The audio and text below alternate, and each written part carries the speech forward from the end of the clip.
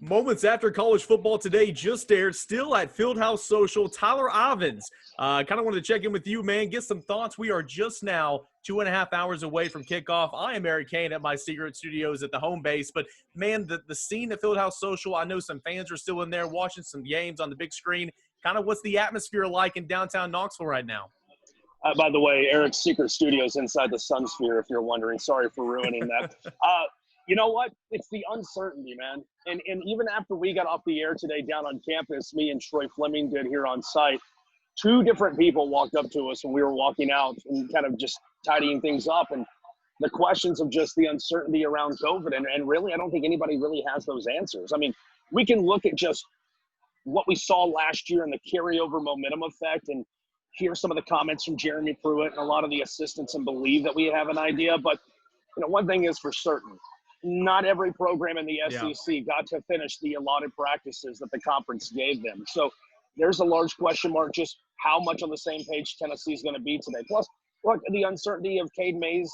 I know you have to prepare as if Cade's not going to play, but it's better if he was playing. And then you'll find out that Austin Pope this week is probably likely again lost for the year too after seeing him kind of get some practices in.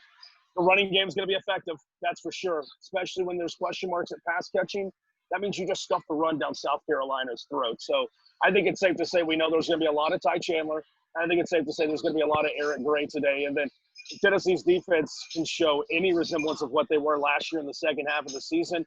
Good luck to Colin Hill, who he might be familiar with Bobo's system as an offensive coordinator in their times together in Colorado State, but SEC defenses, they're nothing like what he saw in Mountain West Conference play.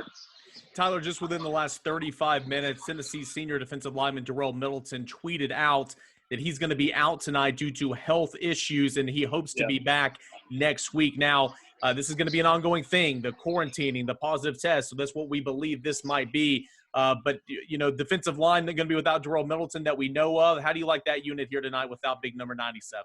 You bring that up, and then also, there's no Emmett Gooden, and he gets dismissed from the program weeks ago. So all of a sudden, look how big Aubrey Solomon becomes. A lot of people who have been shouting for the likes of, getting Matthew Butler in there or getting Elijah Simmons because of just his presence since he got on campus.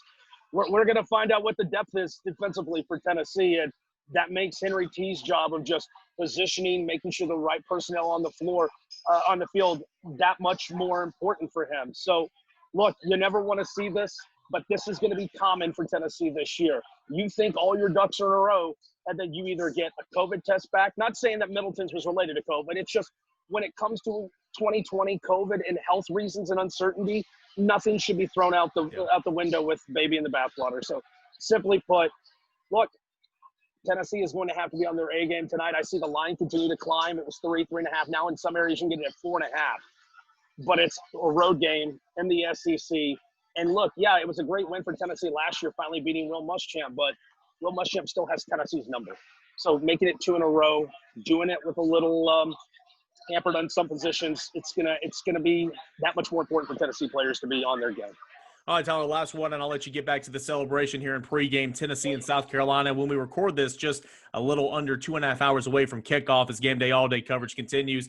Tyler, what's the matchup you're looking for tonight? Is it that veteran offensive line, despite a couple guys maybe being out, going against a defensive line for South Carolina that's lost a lot? Is it a young wide receiver group for Tennessee going against an experienced secondary for South Carolina? What's that key matchup here for you tonight? Look, I got to see that Jarrett Garantano doesn't need to have somebody breathing down his neck to kick it into overdrive or the next gear. I mean, last year we saw the best of Garantano after being pulled and kind of having either his face mask tugged or a knot jerked into his backside. Jarrett Garantano has to show that last year was an anomaly from learning Chaney's system for the first time. This year, it's the first time that Garantano, and you've heard it, I'm beating a dead horse. First year, he's had the same coordinator back-to-back years.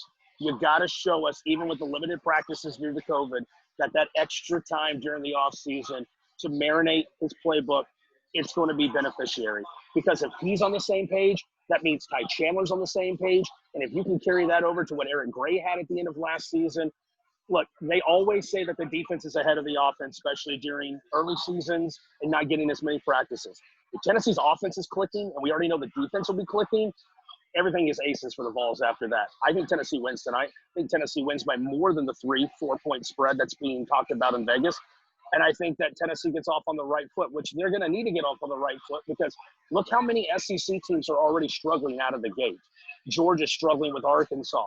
LSU can't put Mississippi State away. Yeah. I mean, Auburn needed all 4 quarters to put away Kentucky. So it'd be nice if Tennessee had a game today where it was they handled it for 4 quarters and they can shift their focus to Missouri tomorrow morning when they get back to Knoxville. All right, so Tyler's got Tennessee big. I have the Vols winning 24-17, somewhere around there. We are just under 2.5 hours away from kickoff. Game day, all day coverage continues right here on The Sports Animal. Tyler still live at Fieldhouse Social, fresh off college football today. I appreciate it, man, and happy football SEC Saturday. It's finally here, dude. I'll talk to you Monday morning. Thanks.